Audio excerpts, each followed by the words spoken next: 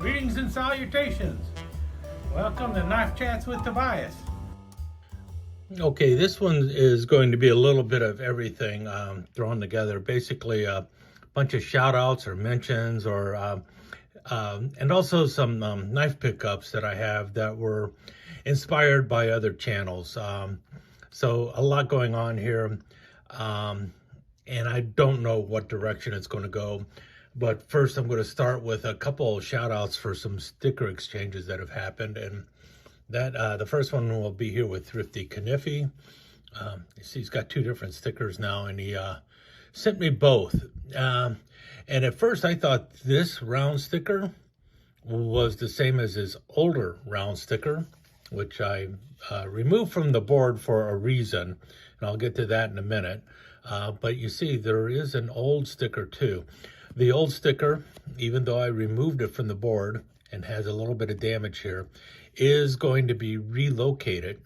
And the only reason I'm moving it from the board to begin with is because I want to put up the new sticker, the Texas shaped sticker, because it's pretty cool. And well, I've only got so much room on the board, and so only one sticker per customer, more or less, on the one board. I have another area where I'm expanding into, and the older Thrifty Kniffy sticker is going to go in that area. So I will re-glue the back of it and stick it on a wall in a new location. Got an RJ's Knives sticker now. Actually, got a couple stickers, and that's what a lot of people do. They send more than one sticker, and that's kind of cool. Especially it is for me, because I like to stick one somewhere, and I want to also just keep one in an envelope for a spare. And so I'm happy to have the extra sticker. Thank you very much, RJ Knives and Thrifty Kniffy. And also I got another, I got a sticker here. Also, I got two of them from Singing Toad. I saw his sticker. I was like, man, that is so cool. And I immediately contacted him and said, hey, would you like to do a sticker swap? He agreed. And I sent him a sticker, and he sent me a couple stickers, and I'm really happy with that. The other one is already on the board. I'll show you the board in a little bit. And when I show you, these two stickers will be over on the board by that time. Let's see here. Showed this one before. This is the cinnamon stag bone. And I will be doing a review of this one, but it's probably not going to be a really detailed review of it, because I've already done a review on this same knife. This is there was a question that someone asked in when Williams Knife Life showed his Tough Stag version of this Scout knife. And that question was, is the Tough Stag Scout knife the same as the David Canterbury knife? And well, here's the David Canterbury knife, and you can see it here, and the way the handle is. So obviously different handle. The Tough Stag has a synthetic handle that has that Staglon look to it. Okay, now this isn't quite Staglon. This is actually a Berenstain camp knife, and this is more the appropriate size for a camp knife. This is 3 3/4 inches versus the 4 1/4 inch long David Canterbury Scout knife, and then the new Rough Rider ones that are also coming out in that 4 1/4 inch frame. You can see the difference in size. Picture this kind of cover on this, and that's your Tough Stag. Also, you got to add an R to it. Basically the same knife. I went and grabbed the cinnamon stag bone because, well, I didn't have a cinnamon stag bone. I've already reviewed this knife before, but basically, when you're comparing it to the David Canterbury knife, the basic differences that you're going to see between the Rough Rider and the David Canterbury is the Rough Rider ones have a single ring going. These have a plain bolster, but they have a basically a flattened bail that is more substantial than the round bail that you find on the Rough Rider ones. Blade-wise, they're all about the same. So you have the extra large can opener, the extra large cap lifter screwdriver. Fortunately, because this is an extra large cap lifter, you can actually open a beer with this one as opposed to on the smaller Camp King that they made. And then you have the sewing all with the hole in there, so you can actually pass a line through there. And this is relatively sharp. Mine's not as sharp as Williams Knife Life's was, especially the tip. He actually cut himself with the very tip of that. Put a nice, nasty cut on there.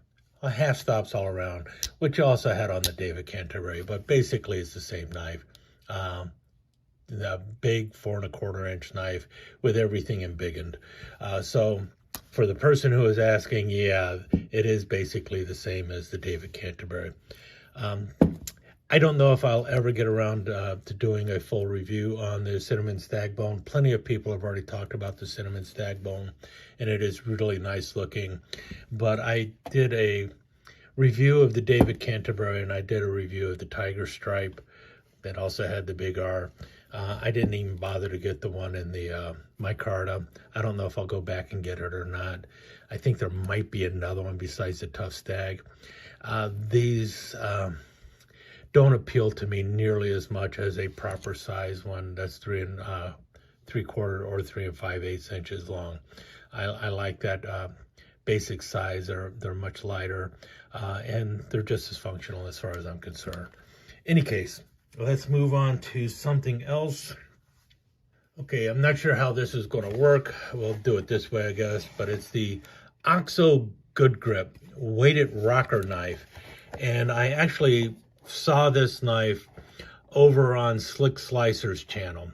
Now, for those who are not familiar, Slick Slicer is out of Scotland, and he usually shows knives that are legal to carry in Great Britain that has some very strict knife laws, but he also shows a wide variety of other knives, and he was doing quite a few really high-end knives that a friend of his owned, and then basically he had an injury, and he has been basically recovering from a serious injury for some time now, and for those who are not familiar, he already had health issues even before that injury.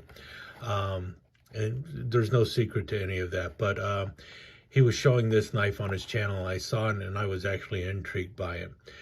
But one thing I'm asking everyone to do is if you're watching this channel right now, either after this video or right away, just go over there to Slick Slicers. I will put a link in the description on where he was talking about this knife for a little bit, and I would love it if you would go over there and wish him well and wish him words of encouragement. And if you've already done it before, go back and do it again, because he really does need our thoughts and our prayers. And he's a person who is definitely deserving of that. With that said, what really intrigued me about this knife was what it is. It's basically a knife that a person can use one-handed. And when I was looking at it online, I saw this right away, and you see here, it's manufactured by North Coast Medical Incorporated. This knife was designed with specific people in hand, and everything about this hand or this knife is designed for a person who has some kind of mobility issues. Matter of fact, when I was reading up on it, the knife was actually came to mind for people who were having who have Parkinson's disease and other problems with their hands. And everything about it is designed for that purpose. So you have the oversized, overmolded handle. The blade is not particularly sharp. It's perhaps a little sharper than what you have in a butter knife, but it's really not for preparing food. It is for cutting food that has been prepared. So for cutting cooked vegetables, also for cutting some raw vegetables and stuff, and for cutting meat that has already been cooked and everything, which will be softer and easier to cut. Let's face it, if you really need an extremely sharp knife to cut a steak, that's not a good steak. So in any case, the reason the handle is weighted the way it is actually so a person can grip it easier, especially with someone with Parkinson's disease, because if it was lighter, they might still be doing this. Because of it being heavier, it gives them a much better grip on there. And it is designed specifically for what it said. It's for the rocking motion to cut. And what's interesting is the same people who make this knife make a spoon that is bendable at the center portion here, so that you can actually bring the bowl of the spoon towards you like so, instead of having to hold it like so and bring it to your mouth. So they have it, a spoon also designed specifically for people who have mobility issues. And I thought it was really cool. That's the main reason I picked it up. It's like, you know what? I never thought about that. There are people out there who would love to be able to take care of themselves and use a knife and everything else, but so many knives that we have in our own kitchen that some people just can't use.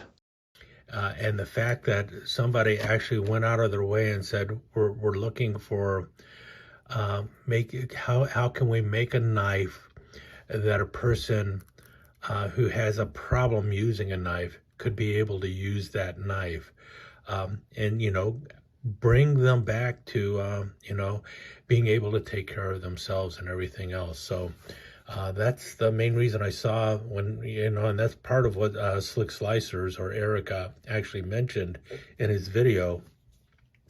But when I saw it and I thought of some of the people who I know who have gone through things such as Parkinson's, and all sorts of other diseases, and it's like, I thought, yeah, this is definitely a knife worthy of my collection, something that is designed for people with mobility issues.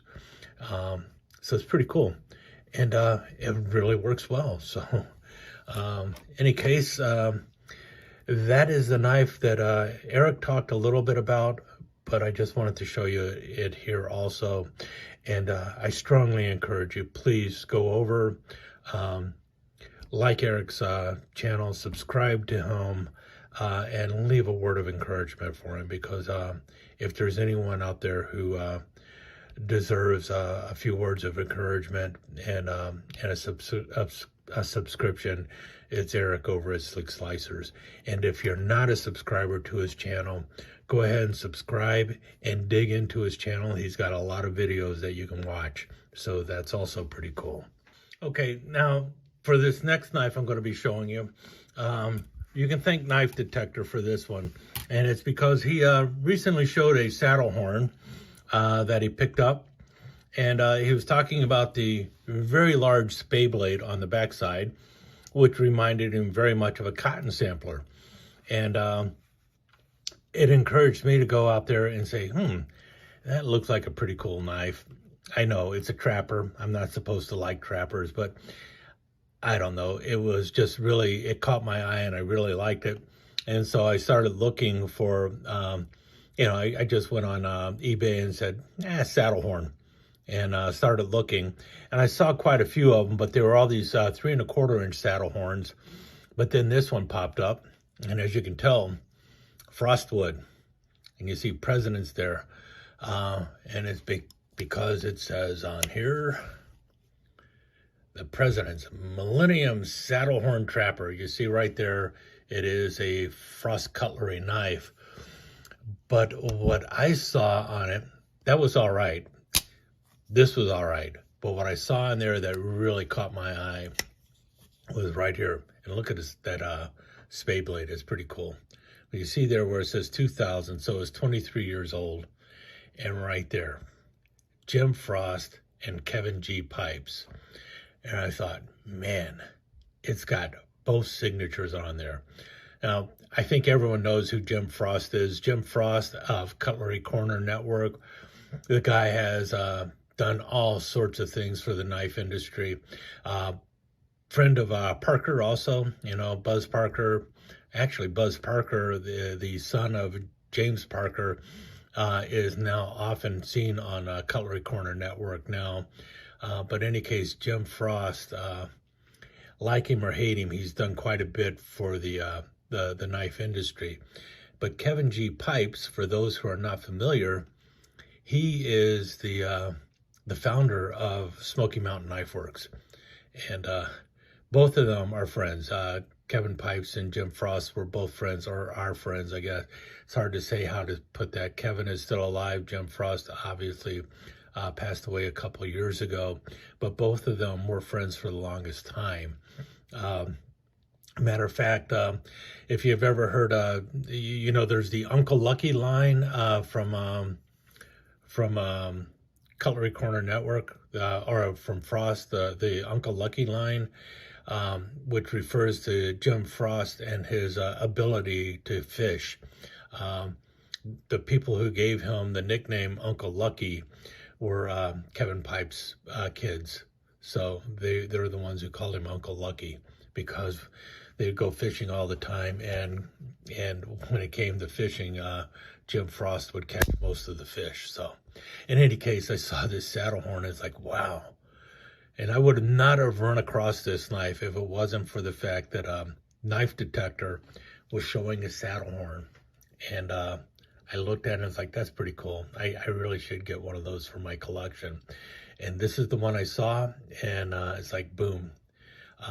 There was a buy it now price of $20, and it's like, I'm grabbing that one right now before somebody else sees it. Because, and the main reason I did it is right there, because of those two signatures. So a 23-year-old knife and wonderful Frostwood with those two signatures on it. And these blades are really in there. The action on this is good. You see here, or do you see that?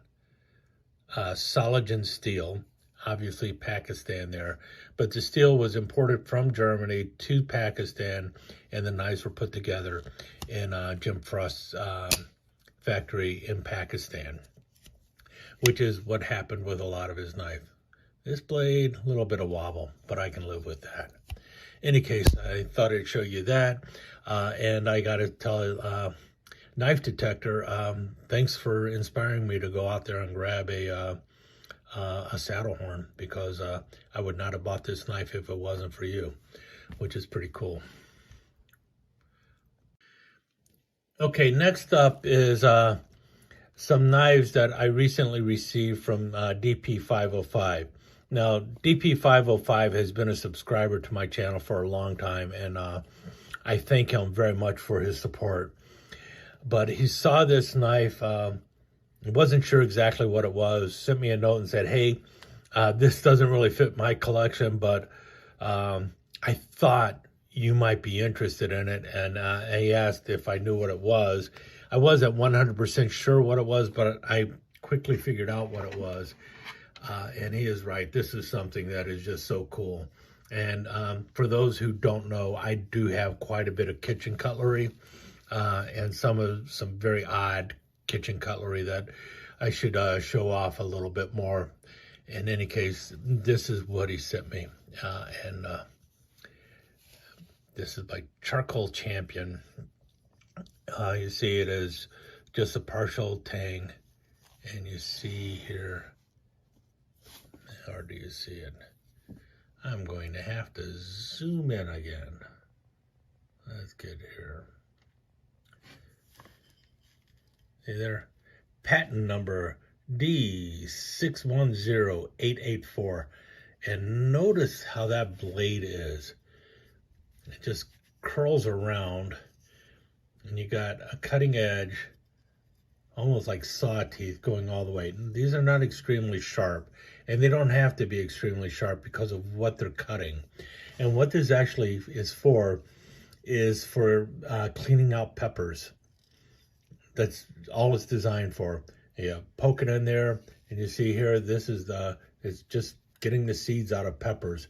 They even say for jalapeno peppers, but you could use it for any kind of pepper too, like any pepper that you need to core, and then you could use it for, and you just push it in as you turn it around, and then you pull it out.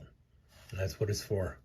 I have not used it yet, but I saw that and it's like, man, I need to get me some peppers just so I can clean it out. And it's really kind of cool. And so I saw that, and he said, if you want it, just let me know. He'll send it to me. And he lived up to his word. It's really cool. And so thank you very much, DP505. I really like this thing. It is so cool looking. Will Skip end up stealing it from me? I could picture him trying to get a hold of it, but fortunately you also sent him something, so hopefully he will be satisfied with what you sent him, which is one of many wader tools. That's what this is. And I've already done numerous videos on waders tools, but I never hurts to have another one in the collection. I've got quite a few of them. They're pretty cool. And matter of fact, is it still here? I think it's the last one I have. So this one I'm keeping, but maybe I'll make some more of these. And if I do, DP, I'll be sending you one. And that is my waders tools that I made for the channel at one time. Because these are something that I can send internationally. No one's going to complain that I sent a corkscrew through the mail, but if I send a knife through the mail, I might run into problems. So at one time I made up some waders tools so that I could send those out to people, and I might make some more of them. Still has a blade, so you can cut with it. In any case, that's the one that I made for the channel at one time. He also sent a Camp King. I'm sorry, a camper. This is the Ideal camper. And believe it or not, I do not have an Ideal camper. By Ideal, I'm referring to the company right there. Ideal. See, the Ideal. And this one is made in USA. It's pretty much like a Camp King and such, but it's just by Ideal. A little bit of difference here. You see the can opener is a little bit different, or I'm sorry, this is the cap lifter with the screwdriver. It's a little bit different. And then also the can opener looks a little bit different too. Notice how straight that is. Still works. And the other thing is instead of having a punch, it has a blade back here. And the blade is, what do you call that? Chisel ground. Yeah, it's like a chisel.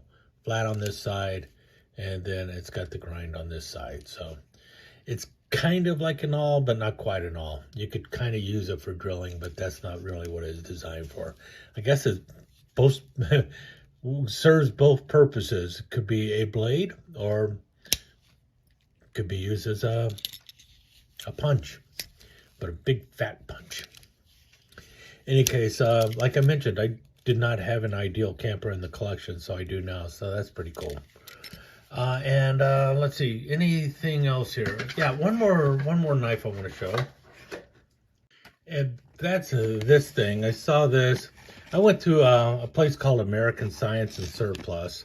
They have all sorts of stuff kind of laying around that is you know, overstock and all sorts of other stuff, all sorts of scientific equipment. One of the funny things I saw there was they had a vacuum packed frog for dissecting. I did not pick it up, but boy, was I tempted. In any case, I saw this thing, the Humvee Adventure Gear Rescue Neck Knife, and see all that there. And then here's the backside. Went through the whole backside. I did not pay $19.90 for it. And nowhere on here does it say where it's made. Anywhere on the packaging. I have no idea where this was made. I suspect it was made in China. The interesting thing here is you see here, Humvee is a registered trademark of AM General LLC, blah, blah, blah. But the company that actually made the knife is down here in the corner, Campco. Not Camco, but Campco, which was also kind of interesting because I've seen other things online showing up as from Campco. I didn't quite understand what was going on, but so it is an actual company.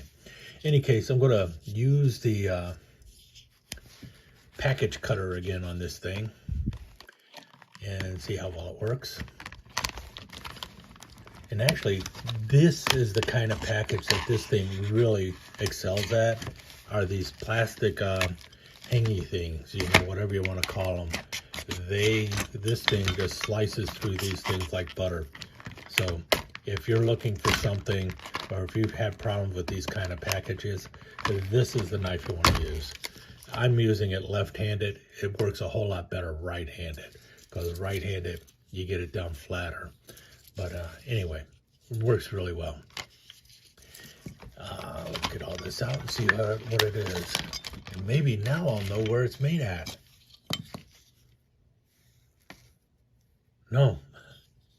Still have no idea where this thing is made from. You know, is it China? Is it Pakistan? Nowhere does it say anything. This is basically just a metal bar. This is the only cutting edge right there. And then a line cutter right there. And then a screwdriver tip there. And then design for the neck. Snaps in there pretty good. Comes out easy enough. But pretty cool.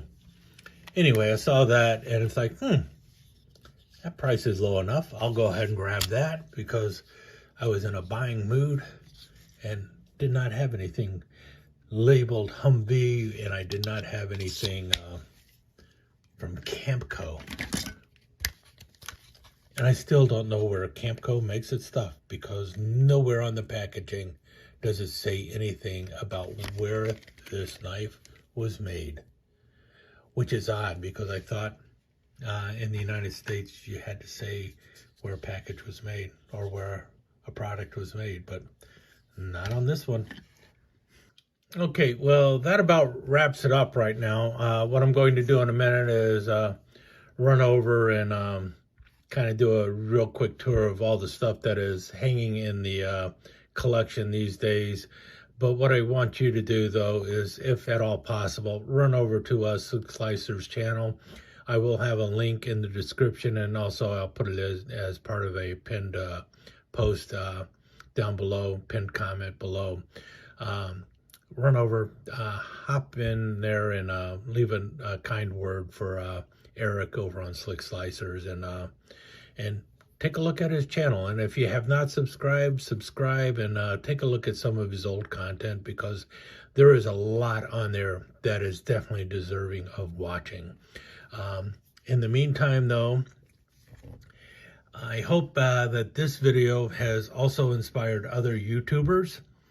If there's something in this video that has inspired you, or if there's something in some other video that has inspired you to go and do another video, you know, like if there was a knife that you bought because you saw it on YouTube and you were inspired by that YouTuber to go buy it, why not share it? Open tag, if you want to call it an open tag. To me, every video that is out there is an open tag. If I watch a video and it makes something click in the back of my brain and say, oh man, that, you know what, I should do something like that. That's not stealing. That is flattery. For you to be inspired by somebody else's YouTube channel to make a video about something else, that's great. Even if it sometimes it's like you know what, this knife, I'm not crazy about this Staglon, but I like the second generation Stag, or I like the, you know, something like, I want to compare the old Schrade Staglon to the Camilla Staglon or something like that, or it might be like, even if it's something like, I wonder why they don't put Stag on modern folders, and it's like, well, they do put Stag on modern folders. Here's a modern folder I got that has Stag, whatever. If somebody has done a video that has inspired you to do a video, or this video is going to inspire you to do a video, go for it. That's the whole plan. With that said, again, take a look at Slick Slicers. If anything, that's the one thing I really want you to do. Go over there, take a look at Slick Slicers' channel, say a prayer for him, check him out, check out his channel. I will link to the video where he had this talking about, just say a word for him, and keep him in your prayers and keep him in your thoughts. With that said, let me start rambling around here and showing you what's on the walls.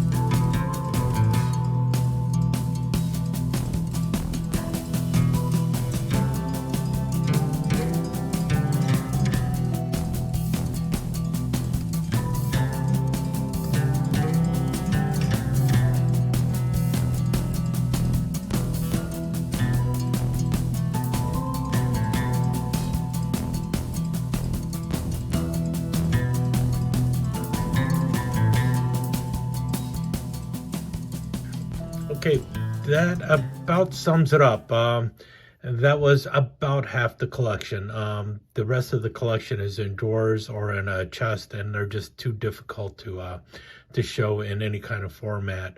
What I'd like to do now is once again thank DP 505 for the really cool seed remover, I think is what they call it, pepper seed remover. It's really cool. Also really like the Ideal, and also I'm sure Skip will like the addition of a new waiter's tool, and also for the inspiration from so many of you out there, especially Knife Detector. Where is it? Knife Detector. For getting me to get this saddle horn. If it had not been for you, this knife would have gone to somebody else. And also Williams Knife Life, who continues to inspire me all the time. I had already picked this up. One of these days I might do a video on it. And also we all need to get out there and support Slick Slicers. Eric over there is Slick Slicers. He needs our love, he needs our support, and he needs our prayers. So get over there, subscribe to his channel if you haven't already, and if you have subscribed to his channel, go over there and look at another video of his and leave some comments for him. He may not be able to get back to you right away, but he will appreciate it. He, like I mentioned before, he can definitely use our prayers. With that said, I'll let you all go, and hope you enjoyed this video. I know it was a little bit long, but hopefully it was at least somewhat fun. Let me take just a second to thank you once again for dropping by and spending a few minutes here at Knife Chats with Tobias. I really do appreciate it, and I do appreciate any comments that you leave. So please remember to give me that thumbs up, and also don't forget to subscribe and ring that notification bell so you'll know when the next episode is up and running. Thanks again for dropping by. Really do appreciate your time here.